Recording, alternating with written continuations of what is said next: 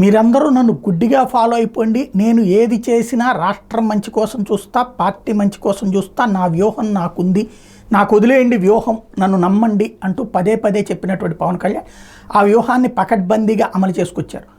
ఈ ఎన్నికలలో ఎవరు ఫస్ట్ లబ్ధిదారు అంటే పవన్ కళ్యాణే.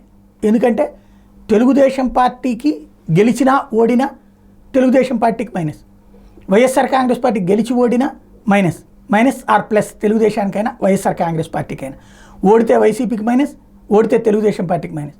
కానీ జనసేనకు మాత్రం ప్లస్సే ఉంటుంది తప్పించి మైనస్ ఉండదు. లాస్ట్ ఎలక్షన్స్లో 2 చోట్ల పోటీ చేసి ఓడిపోయిన పవన్ కళ్యాణ్ తను గెలిచేలాగా, అట్లాగే తనతో పాటుగా 10 మందిని గెలిపించుకునేలాగా పక్కా వ్యూహంతోనే వెళ్ళారు.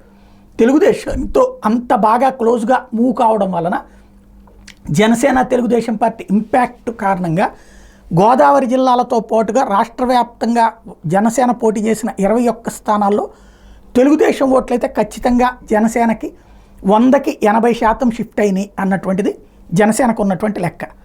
అదే సందర్భంలో దాని ఫలితం అంటే క్రిందటిసారి 10,000, 20,000 లేకపోతే ఒక 30-40 వేలు లోపు తేడాతో ఓడిపోయినటువంటి, అంటే సెకండ్ ప్లేస్ థర్డ్ ప్లేస్ వచ్చినటువంటి చోట్ల ఈ దఫా విజయం ఖాయం, తమకి సీటు దక్కినటువంటి చోట్ల.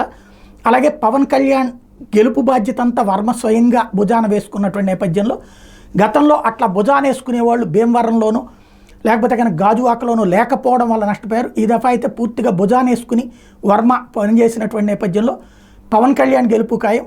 కాబట్టి 1 కంటే ఎక్కువ వస్తాయి, అది 10, 12, 15 ఎన్ని వచ్చినా సరే పవన్ కళ్యాణ్దే ఇంపాక్ట్. ఒకవేళ తెలుగుదేశం ఓడిందనుకోండి, కేంద్రంలో రేపొద్దున బీజేపీతో లింకులు కాబట్టి పవన్కే ఉన్నటువంటి యాక్సెస్ తెలుసు కాబట్టి తెలుగుదేశం పవన్ వెంట ఉంటుంది.